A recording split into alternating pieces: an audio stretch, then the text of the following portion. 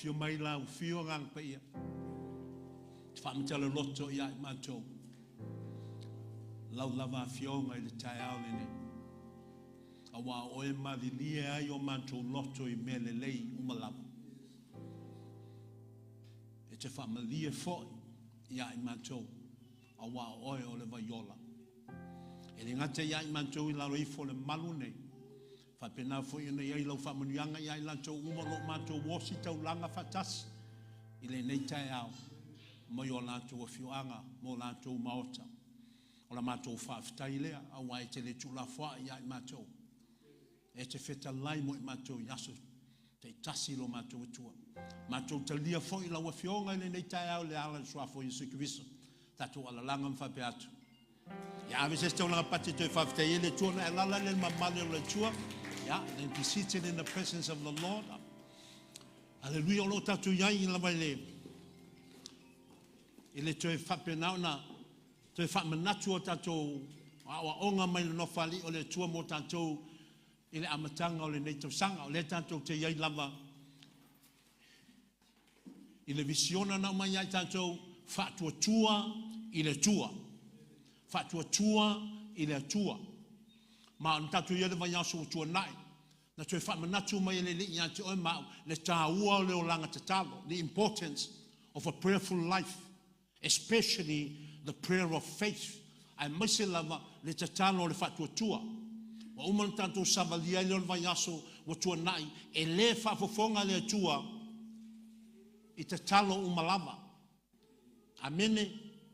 Awai ese le tāua o lo tatou malamalama. I le finangalo le tua ua o to wala mo wala o tatou manatu. E le o finangalo le tua le o wala fo ia o le tua. Awai te tau I le tangata soifua o na wai atu pe ngā wai atu I le mea feta lai mai ai le tua. Every human being needs to observe and needs to be obedient to what God declares. Because it is His will that we should follow and observe. Awa lona finangalo e a on tatou whaia.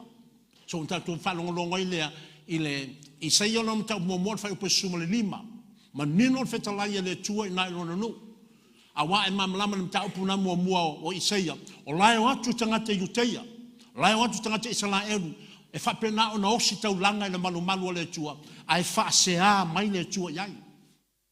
Are you with me? O tato I whatase ina.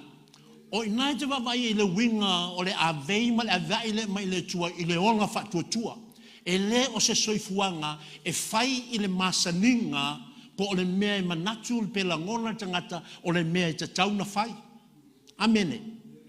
Ai te tau o na hola le tangata e ona ma fuafua ma whapena o na whataatia pe whata oto lona soifua e tusa ma le finangalo le tua. Tato e whatasina. Awa e mama ai al soifuanga nei. Le tūlango I wa tele ina pūlea e tangata mea umalawa e o I mea o le malo le tua ua pūlea e tangata. You can never deny that fact if you are somebody who reads and study the Word of God and then you observe the way the world is living today. The world is dictating how people should live their lives. Wa pūlea I le lalolangi me te tau o na soifua mo lai tangata. A o loo soifua lama le tua o tangata. Ma o le tua nau te manao pe momoli I lo wanganga. Momoli I lo finangalo. Ma o langona ina fo I o au. O le tua le nai te tau. O na tatou ustai ma tatou whapena. O na whaalongo iai. Ai mai se lava la pe a whai e te manao ma o manao. Tatou te maua le ola e whaavavau. A wa le ola e whaavavau. E le maua se tangata. I sona lava manatu, sona finangalo. Po se mea ua manatu e ola ai. E maua le tangata le ola e whaavavau. E tu samalona ngā wai. I mea o lo I tutonu o le kenese se I o le whaalinga. Tatou e whatase e na. Alleluia. O le winga lo whamtalanga I aonga tasi le nau o tangata I le lotu. Mana nātou nau e ola ai lea I a onga matuleinga po a vei o loo iai la fionga le tua. E alai ona tātou mai I lona mamalu po lotu. O sana. Tātou e whatasena. Are you okay? O whaare tala noa tātou le tae au le nei. Hallelujah. Na whain kou ki ngia ka au kou mai ai. Hallelujah. Yeah, leila su alau tu sipa ia na. Let's go to the word of God.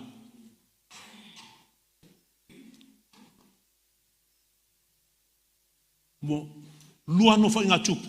2 Chronicles chapter 7.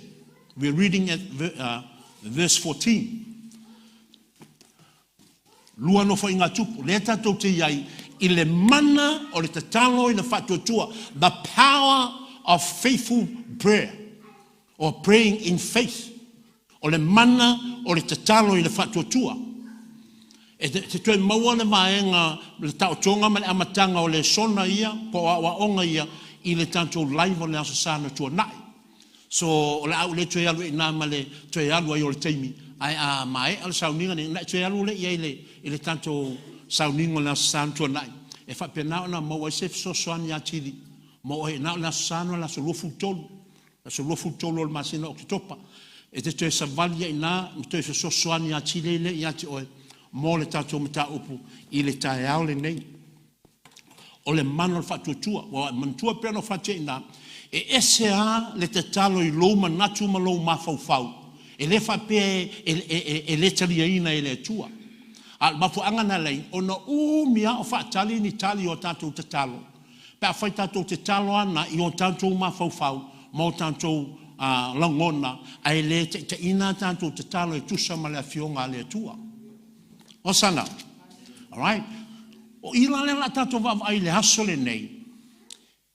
I le whamaoni o le atua i whenga inga tatalo na ia o sia ma isi tangata o le tuspaia. Tangata i o le whenga inga tuai. Wa e manatua o le tuspaia wa e mamalama le iai. E pei ona whai mai ai le nganga o le atua i le kalesia o le whenga inga fou. O tuspaia umalama e a mai le nganga o le atua ia. Me mo muana o mai el tus pa ia lea, ina ia whapena, o na o ai tangata, o e nau atu ia i loa lea tua lea, o le tus pa ia, le tua le tamau ia suke viso, o le tua e ona le langi ma le lalo, langi ma lalo ifo le lalo langi, o le tua e ona le ola i whavavau. Tatu e whatase na. E le ngatala ina o le tus pa ia lea, a o le tus pa ia foi lea, na te o ina tangata ia whaitau e le tus pa ia lea, ma so e tus pa ia lea, e tusa ma le me fina ngalo ai lea tua, e ana le tus pa ia, lea tua o le lotu. Tatu e whatase na. E le lei ale o ma whapena o na matua, mai vai le leila fionga le tua ina ia tātou wola mala mai, peno whai atu. Wa ova ma se lau iwa suma le loto sanga talu na yele loto i Samoa. Ai ba ai e soi fuota ngata na e le onga tusa ma le fionga le tua. Are you with me? O le fasili ai sea. A le leina o ino le tuspa ia. E whape na foi lea. O na sapa le savali ma le olanga o tangata. Ai mai sea la pe a o ina e lantou e whape na o na maua lava no e forfola nei upulea. E tusa ma le mafau ma le iloa o tangata lava ia, ai le tusa ma le fionga le tua. Tato e whatase na. A wau te tau ia tue, o le tele i o mese se. Na tātou whanongolongo ia mai le tua na, ia o mai le asole nei. Ai se a wae alu le whaife au, pela o au. Na walu le aso e se me tau pe mai sa ulaunga. O na uta pena leo la ulaunga, e tusa ma lo manatu ma lo uloa, i le mea le sa ufaita wai. O na usaulo le wa mamoli atu ia te oe. O oe la lea te le whaitau tuspa ia, mai te le tango fo ia le tuspa ia. O le mea la e olai, e te le ola le tuspa ia lea, ai te olai le mea lea na ua watu ia te oe. E moni. Are you with me? Te mena ona ia la, ai i le awala lea, na whai mai lea nganga o le tua ia i tantou le amatanga o le tausanga lea, o le asui awala e la unga ai ma o le upu tatou falsale nei, o le tonu, o le mea la lea o le tatou iai, e whaasavali oi le tuspa ia, o te avatu mau o le tuspa ia, ina ia e vaai ai ma e whaitau ai, ma e iloa lea, o le mea tonu alea e fina ngalo ai le tua ia te oi, ai le o se ata mai o Mika. Tatou e whatasi na. Le la tato vai le fea ngainga o mea i o te talo ina ia e loa ai lea ma e tali tonuina e moni le mea na whetala iei ke wiso ina mata opo ma reko suma le tasi fai upe lua suma le wha, o le mele nei au tau te talo, I au tau I loa, o au tau maua le mena tau te talo tuai I le tua, o na whaia lea mo au tau. Are you with me? O I nai te vai ai lea, e le ai se te talo, e le talia ina I le tua, pe le whapena, o na whamanuia I le tua. A wan o whanyau tu leo sau tua nai, e le whaalangolango le tali o te talo I le tua, ai whaalangolango I ante o e le te talo, I lou whaatua tua me e tali tonu, e whaafofonga le tua I lau te talo, ma whoa ima I ante oe, o mea umai te talo tua I ante ia. Are you with me? Tato ia whatasina, a wan nei te lala mei na, o oe nisi ngaka anka kalo ai kene kan kongu pe whaia I le tua le mea ngai te mana oai. Ai sea, a wafo I te maso o salo I soifuanga nei te olai. Pe tusa mala fionga le tua pele ai. Are you with me? A o ia te mama iai lea, I le aso mai laso sala e so me laso nei, so se te talo te talo ina a mata atu le masina nenen, ia eilo ina, wa sa uni ta mai whapena ona tali ia te oe. Ai sea, ona o oe o le ateli, o oe o la whawhine o le tua. That's the reason why God answers the prayer, because you are his son. You are his daughter. Your family is his family. O oe o le suli fatasi makiriso. Are you with me? E te talo ele ona oe o tangata lotu awa, e te talo oe o tangata lotu, ma o te talo o tangata lotu, o umia o tato fatati. Ai e te talo e te loa, e le ngata o le atali o le afafine o lo ainga o le tua, o oe o le suli fatasi makiriso, o oe o te ina ele ngang pa I o le tua, e tali le tua I me umalama I ate oe. Awa o lala o ngata tu whai mai, o le atua alofa o le atua anga lelei, ai na o le upu e whape, na o na tato wha leo ina, ai le tali tonu ina I o tato loto. E whawhela na tali ai le atua I aina. Are you with me? Tato I whatasi ina. Alleluia. O te manatua ina ia e talia, le o onga mo oe. E ala I la fionga le tua. A whaian wheta le tua, e tu se ia te o tau sanga afe, ma le aso e tasi. O lono winga, o le aso le nei, e tu e wha sao I le tua, me umanan wha le tonu mai le amatanga. Wa wala tātou te tatalo ai. Alleluia. Hosanna. Okay. Whentu sina o tātou iai. Lua ko nito, po lua no whai ngatupu. Fai upe fia. Waka wakul fai upe. Ya, fai upe sumal fa. Aftai, e fai amsu isu aku po kaku ye fata siena. O le fea ngai ngala lea apela a oia a Solomona ma le tua. Mantua le tatu te iai I le mana po le power mo meo te talo I le fatu tua. A le talo fai lai le te vai ai a wale la fa ngale le a fai le fea ngai ngale a Solomona ma le tua e te vai ai lea I le a wale mana o le tua e te talo o tuel tangata. We're going to learn the how God desires his people to come in prayers to his presence. Le a wala la lea e le fai ai le mea te mana o ai. Po o mea te mana I te talo I le tua, ai te alu I le tua mo o walu I le tua I te talo, e tusa male a wale mana o le tua, e te talo tuale tangata I a te ia. Tato e whatase na. O le wa maea le whaulu whaleina o le malu o Solomona. The dedication of the temple of Solomon has just finished. And now Solomon was asking God, it's like a covenant. When people come to the temple to seek his presence. Po o whea ngai ngale ua whai e Solomona me le tua I tangata au mai I le malu o le mele mana o Solomona. Ma I au ngane I le tua e whai e le tua I tangata pe au mai le malu lea. Tato whai tōla mo le whai upe se fulu malwha. Tato whai tau whai upe se wha. Manata a manele amata mo le suma le lua. Let's go to verse 12. Ina mawhai ona tā malama. Ia inga o le whea ngainga leo te talo. Ma ia e langona foi. O le mele mana o le tua ia te. This is how God wants you to pray to him. O le awala le te talo ai. Whai tau whai upe suma le lua se o ina whai upe suma le ono. Okay. Suma lua se o suma le ono. Ia. Ona whaali mai lea o Iova ia Solomona I le pou.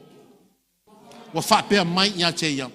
Wa au whaalongo I lau te talo, Ma ua o filifilia le nei mea moa'u e fai mafale e fai ai taulanga. Lana na tupu le leina le na. What's happening in that line? Tatalanoa na fai tatu langona ina le o mai le tuol te aole na te aole nei.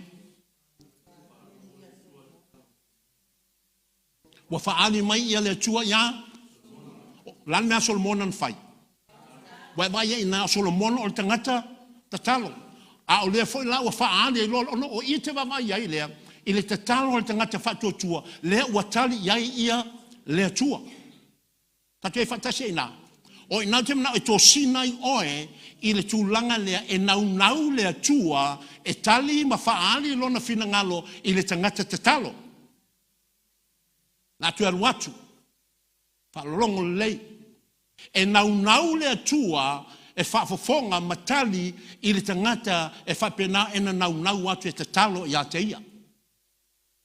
Right? O le pōlen te talo ai tali lo leo lea tua ia Solomona. Tatu word whai upasuma le tolu. Read verse 13. A whai o te pupuni le langi ma ua le uai. A whai foi o te whai atu i se a kawa e wha umatia le whanua. A whai foi o te tui nātu le wha mai. I lo no, ia, mai lai mea na iei nā. O i nai te wawa iei lea, e iei teimi e whapena o na tāpunia i pe tau fia pe wau ia e lea tua o wha manuanga i lunga o na tangata.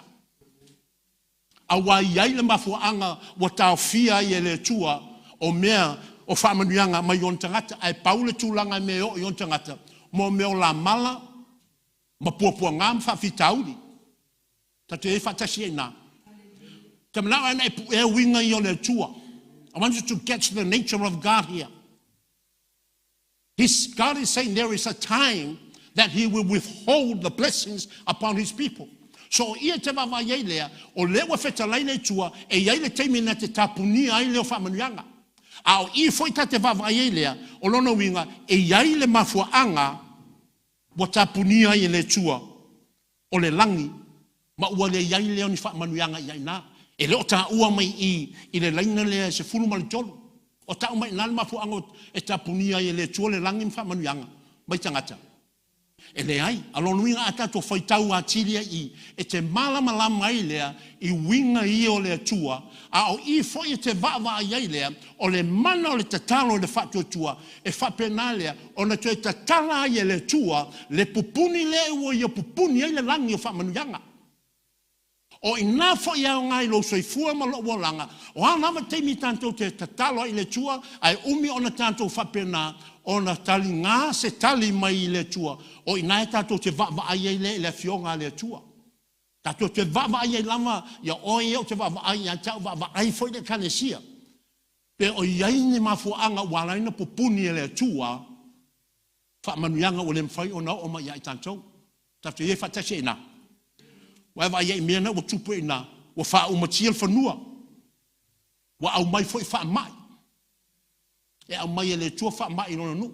Au ia te wawa iei, e le o se tua e whapena, o na nofo a wa fia mata i lona no, a e oi mapolonga, au mai lona wha mai, e le ai. He does not delight in bringing disaster upon his people. But because of the attitude of the people towards their relationship with their God, that's the reason why God withhold blessings upon their lives. E leo se tu e whapena o na toa sā a mai o na nuu pe nofo a te puni le langi. Ai ona ua le osi whea ngainga tangata, ua le tausia tangata, lato whea ngainga me le tua, ona tā puni alo lea e le tua o le langi. So e leo le tua, le mafua anga o mea umalama, e tutupu i le lotu, ma tutupu tangata lo lotu, ma tutupu tangata kiwishano. A o tangata kiwishano, ona wale mawhaia e lantou, wale mawhaia e tantou, ona tausia le tatou vaenga o le tatou whengainga ma le tua. Ma le tua e lua vaenga o le whengainga. O le whengainga e lua vaenga, iai pēta tu vale tuspai o le whengainga le vao le tua, ma le tangata. Pei whala o tantou le kalesia, o tantou isi vaenga po le pati o le whengainga, ma le tua.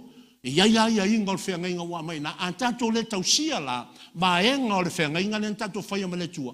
O lona winga foi la, o tātou whatanga le tua e whapena ona tawhia ana whamanuanga I lunga o tātou wolanga. Are you with me? E le o la wola o la ama, wola au ian meu te mana o ai, manga o e whamanuanga, e sau le wala au le tua. Aia. A wal tele nao meu ia tau te whaia i o tātou wolanga ne, e pūle a tātou me whai. Ai a o ka ko mo whamanuanga, ka ko mai, ka ko kui atu I le tua. Pe ia I le tua le a whanyo social welfare. E pe ia le pensione. Wa loa menga o ko meki wa o meo whea nginga ia ngā.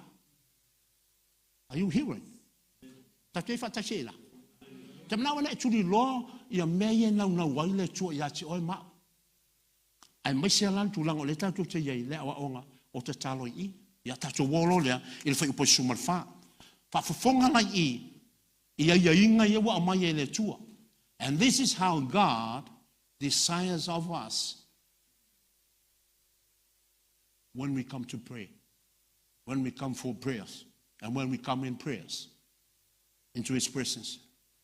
Verse 14. Media. Can you put up the English version, New Living Translations, for the English members of our church? Fai pesumal fa fai tau ia. A fai e fa mawalalo lo nuu wata ua I lo ingoa malato te talo masa ili ia tau maliliu ese I o lanto ala leanga ona ou fa longo ai lea mai le langi ma fa mangalo ia lanto wangasala ma fa olaina lo lanto nu lale me mo mua nai mana oi le tua I lona nuu po ona tangata ia la tangata whanau fowina mantola tata no ia tanto le kalesia whanau fowina o la mena mana mia le tua mo o mo au pe a faita to te atu ia te talo la me on tato faia me mo mua lama ia fa maulalo ai fo la tangata na talo no ina le tua o tangata na ile leina mo mua o lona nuu ua ta ua ilona ingoa o inai te vai e le whaafofonga le tua I te talo a tangata umalava. Are you with me? A sami o la whaafonga I le tua I te talo isi tangata a le la lava ua pule alantou I alantou o langa o lai. Are you with me? Me whanai te vai e te tau lava o na avea oi o le atali o le awhawhine avea lau ainga o le tua. Tato I whatasi ina. Fa mai lo le tua a fai fa maulalo lo wainga o lo no la e kalesia wata ua I lo ngoa malato te talo so ina te vai ai le o te talo le awala le tato te toe fe so ta ia I male tua o le awala fo ila le e toe te tala ia le tua le langi le o manuia le wona ia puni tia ina la se me te lo le leina nei te lo ile winga o tangata ia na vala wina ile tua lo na ngoa a o le u fa pena o na fa tua nai po o diu ese mai le tua la se me te na ngona ile winga o tangata ia ile leina mua le na lo sa te na fa nga upu nei tono tu spaia e sa o lo sta ala upu nei ta o mai na ha a fa e fa maulan o lo no winga e moni o le fa maua fa maulunga lono winga wa matua peia o tangata ia sa faia le olo o papelu wala tu loa le ata mai man fa manuanga mele tua manatu lo ia ina tona e faulo la tu olo se yo ile langi olo ia ile sili ese mai tau mai ina so inaita vai ai o le awala le nai punitia ai man mafua anga le na e punitia ai ele tua fa manuanga I lunga o lo ainga. I want you to hear what God is saying. And this is faith on men all fatu tua ile tua. Fatu tua le te fa longa nei. No suia lo le on me te te talo toi amata tu la sole nei. Are you with me? Tatu I fatase na. A fai fa maulalo lo nu o e wa vala uino lo nu malato tatalo. So fa maulalo lo le, fa maulalo amatolo na te talo. E le ngate na te talo fa mai ia sa ili ia tau. Wa mai la mo te talo. Pero no fatu le santa tu le sa tu no. O le tatalo ele pe o mei e fai tato. Fai alta talo ya e vala au mai ale si ku nganga e ku ai alu ale sai lumo I le lotu lai fai le tatalo I le tua. Are you with me? Ka kangi lau ke fongi, ku umar ka kalo nga e alu kangi lau ke fongi lea. Mai maua mai. Se wha maua lalo na me luma o lea tua. Aia. O la lau mea nga u whai di ku o ka kalo lea sa whai ma le loku a e alu kangi lau ke fongi. O lou le ma fau fau. O lou le whawhikai ai luko wanga le. O lou le awa i lea tua. Wai maua mai la lea nganga o lea tua lea. E tala noa mai le tua i ante oi mao. Pe a tala ngona ina o ia o le siri ese. Pena whaitul vanso tua nai. E le amase tua tato le whapea. O oi o le tua siri ese. O le tupu oi. O kako whaia ea i le tua i upu. Oka o kai. E makua fe. E moa i le wila ma papafe kikiri. A o le matua le moni o tato loto. Are you with me? O te tala noa i ate oi. A o tala noa i ate oi. E whape nā foi. Le tūlanga nā lai. Ona o tala noa i ate oi. Ona e aoa ui nai. I maua. A wā a whaina mā lotu. E ka kangi roi ke fongi ai foi niale. A mam. E ka dialang ke fongi ai ngā. A o le sa whaile. Wa maua mai la. O te le o launga tula i ate tō. Ana o launga i ate tō. Ona o mea. O le foi tupu le maua. O langa te talo i le tua. Ia ai tupu e nā, ia umama kalongo i ngobu whaias ka le mawhau i le li. O ka le whaaloalo i le tua i ai nā. Are you hearing? O sana. Sau ke lo whakula e meo se meo mo outou. A wana o inai ma ua i le li. Aleluia. O na sa ili lea, o le sa ili lea. E o a whai o tātou i le mamalu le tua. O le teimina e matua loka o tātou te ringa mo o tātou mawhau i isi mea ma la pisi o le lalolangi ni nei. Ai tātou whasanga atu i a Iova. Wai le mea na whai e ni neva. Na saua iona longo i a ni neva le mea le atupu. E tusa ma le fina ngalo le tua. Mai au tau le salamo la whapena on wha umatia o tau. Na wha longa o le tupu i a ina. I le avea i a ni iona lea. Fai mai ona wala awina lo le tupu. O le ana pongi. Ona ana popongi umalea o tangata matutua se e o i pepe. Ai le ngata i lea e o i meola. Wai vai le winga leo lea o onga ia mai e le tua mo le meola sa ili ia te ia. Mau i fai te vai e le matau o tangata i onu ese ia. E i loa fefe i le tua o Israelu. Ai le fefe tangata o le tua. I le tua. Ai se a. A wafo la ua la to wola fa le ta wa ina le tua le. Wa fai ava pe o mato tama. O i o le tua o alo mato tama o Abraham. Ai e te maua o onga i el mata upe valu Ioane. Lana fio mai ke wiso ma fai mai ai ia i la tona le nuu leo sa yuta. Fa mai ke wiso ia ina. Ana o tau ni whanau o Abraham. Wo tau whaalongo ia o onga yo te watu ia te o tau. Ai le o tau o ni whanau o Abraham. O le winga ilo ni whanau i Abraham. O lai si whin ke wiso o whanau o Abraham o le tino. Ai la le nganga. Fa mai ke wiso o tau ma lo tau tama o le ti Apollo. Are you with me? So ai baba ai fa la ia ma fa fa i le o ma tona fa yatu. O le tuspa ia e au mai le nganga o le tua e a o ai o ma o ai au. I o tātou wa mionga ma tātou wanga i e whai atu i le tua. Are you with me? Lea tau te whai mai o tātou o whanau o le tua. Awa, o tātou tau tino ki wiso e vea mali in whaola i o tātou. We have confessed Jesus as our Lord and our Savior. But when you look at your attitude, when I look into my attitude, we are far from the truth. E ma mau tātou mai na, pe i almele ina, wa tātou taa alo i ai le whaoltanga. Are you with me? Asana whatu, le hala o ngā tātou teo mai i lotu i a sa, ai tātou te letaria ina le awa o mai o le tua i ai tātou. Are you with me? So le anga le lena le tua, lo sa iri rana i le tua. Everyone pays respect when it comes to the time of worship. When it comes to the time of prayers, everyone should seek in God for His presence and for His blessings. This is how we can see the hypocritical attitude of our lives towards our God and our relationship with God. Tātou te whātala no ama tātou me whai le tua. Pe a te me so longa le iai me umalava. Ai a o se kaimi o lele a ka woki le a ka li ipo le a whawhinge, a po le ka maa po le ki ngā, ngai wa airo le a inga iai nā, a o whan wale kaimi whai le anga pongi, wa anga pongi umatangata. A ho le teimi te talo, wo mai umatangata i tutonua, ai se a le mea le whapenai lea i aso umalava. Are you with me? E le kau whaai loa i a te oe mea nā, e te i loa lava. Le ese o mea tātou te tali ai le tua ina, ai whawhetai ai le tua. Whawhetai ai le tua le o io se atali o le tangata. E sala mō ai le o kūlanga wha le tonu i ai. Are you seeing God in your own relationship today?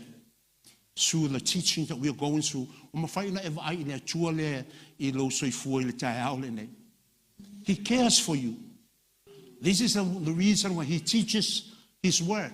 Mele no ile lofa o le tua ya te oi ma. E ha o ile ona na upu. A e le tali e ina le upu le tua. Ya, e le wha malosia o e le tua. Au te mana o te iloa le si ufafonga o le tua ya ke wiso. I le ta maloa le fiafi o le paseka. Na whai e ke wiso. Wa wha o la ina o tou a ele o tou uma. E iei se tase o tou na te wha lata ya tau le fiafi le nei. Vai upu yo le ola.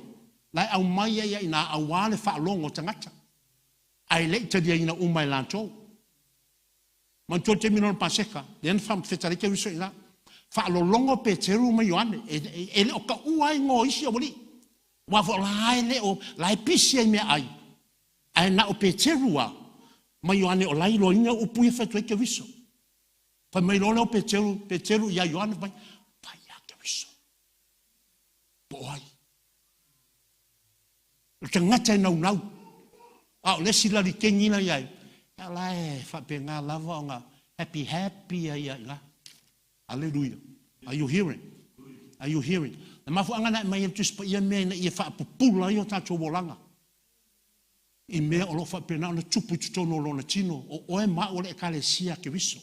O tātou o lona ainga. E whina ngalo te mai na ia whape na o na tātou manuia. Whailoa o pe teru.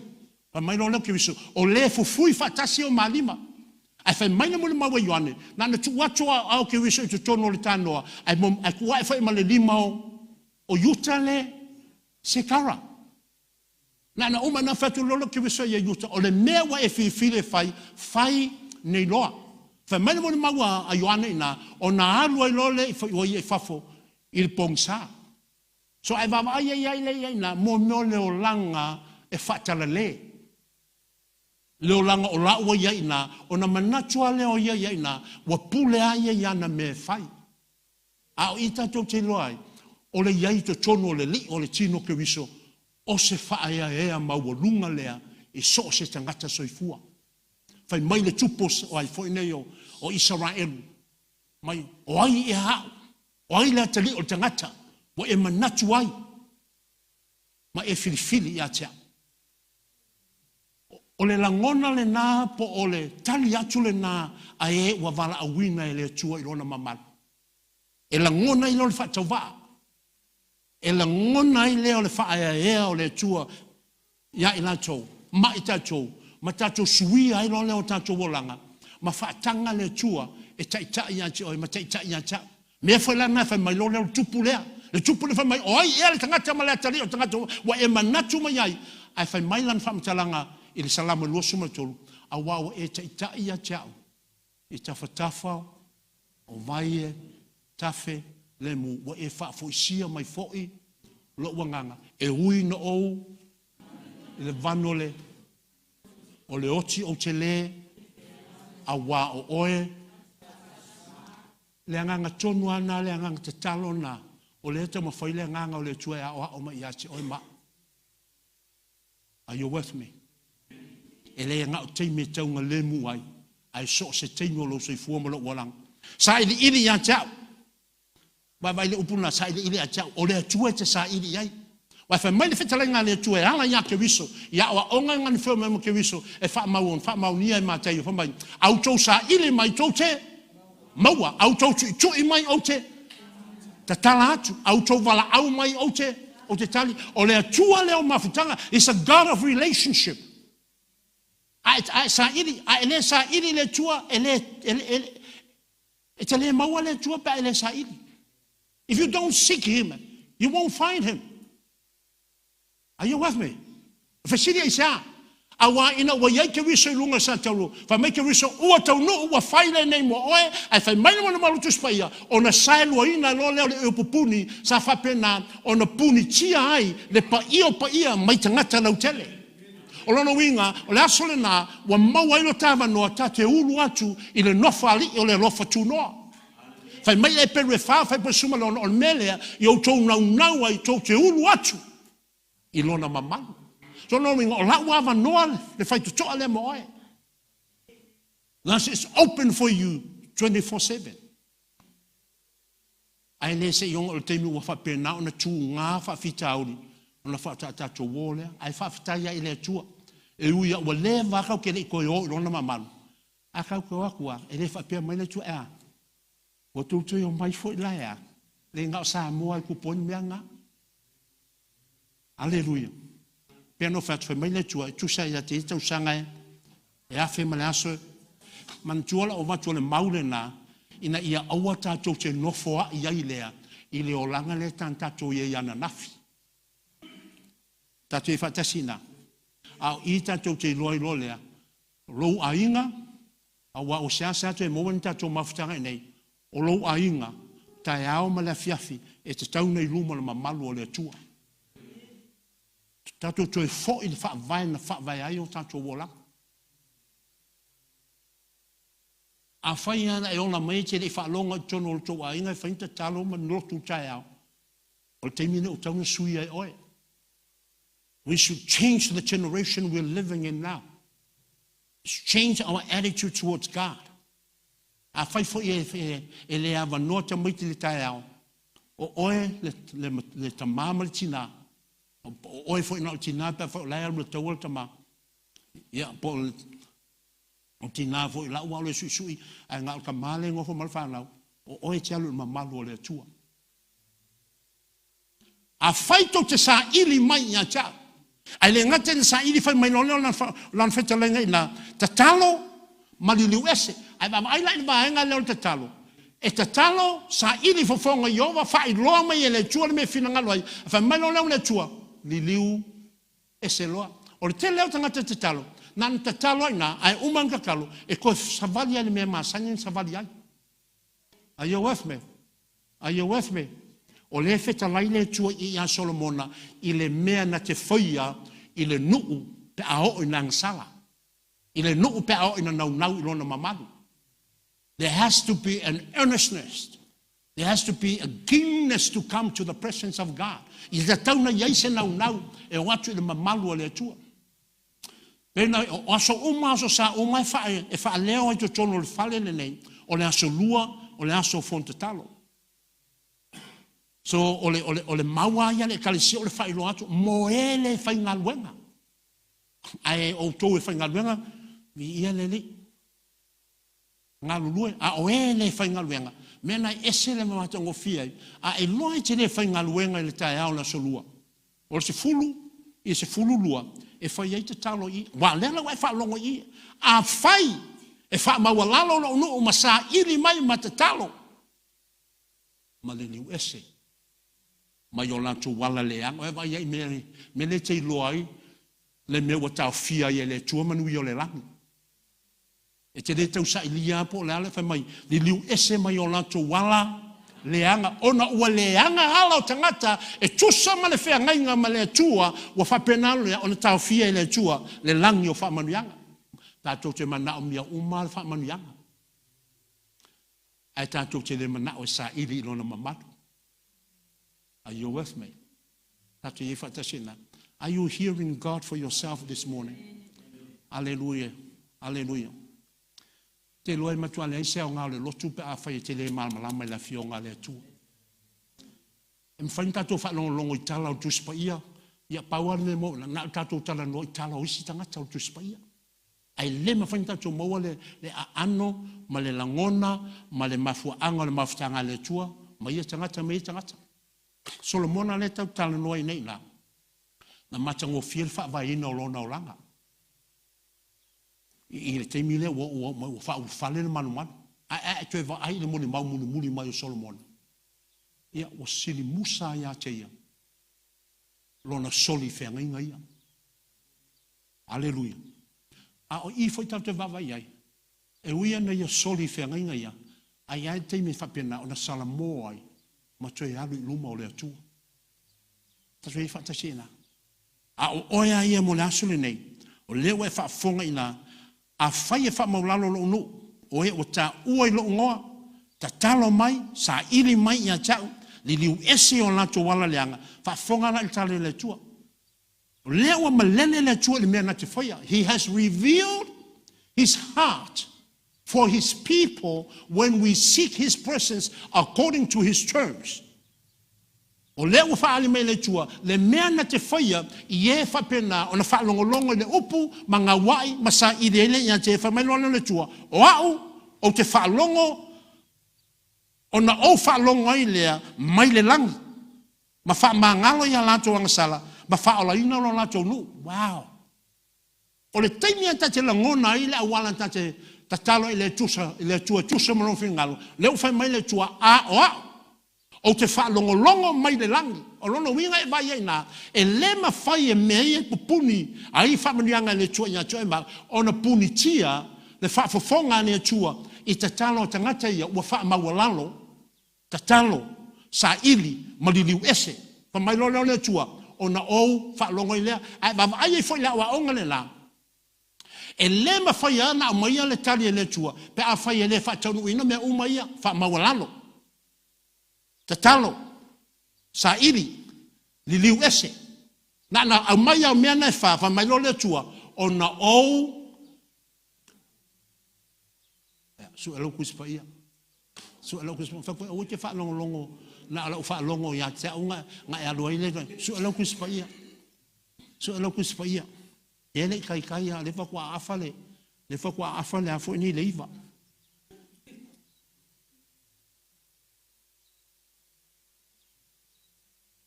O na u whaalongo i le mai le langi. Whaamangalo i a lato wangasala.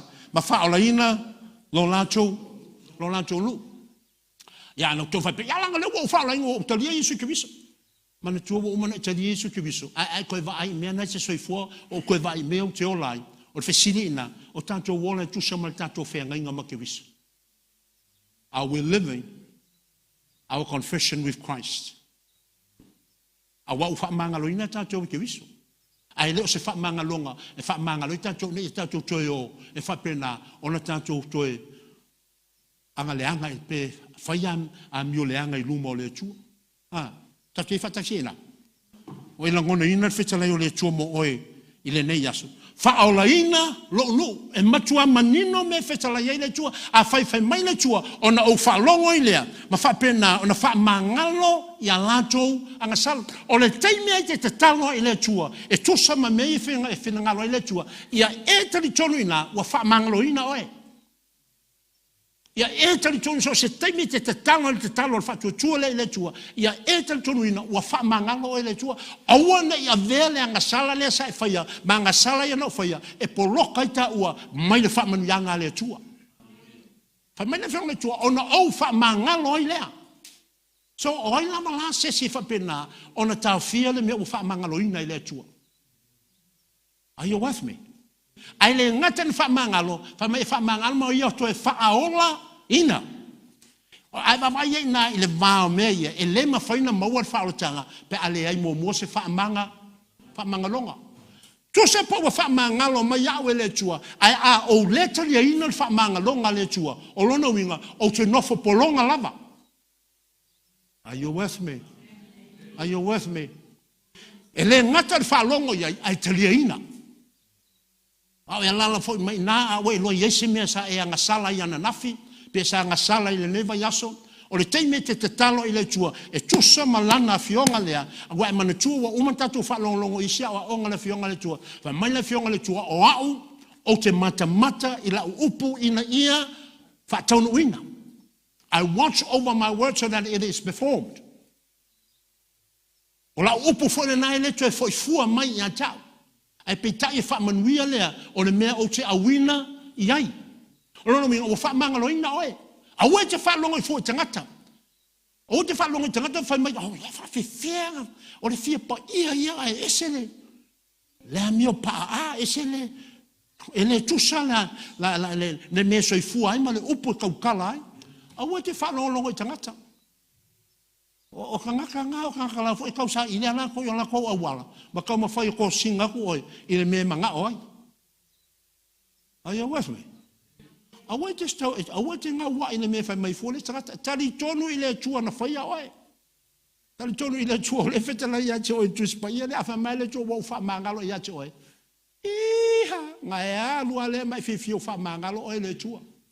A oisi kangaka ngai whai mai ke, whawhianga wha mangalo oi se iwa ai ia iau. A wa o mea ia whetangata.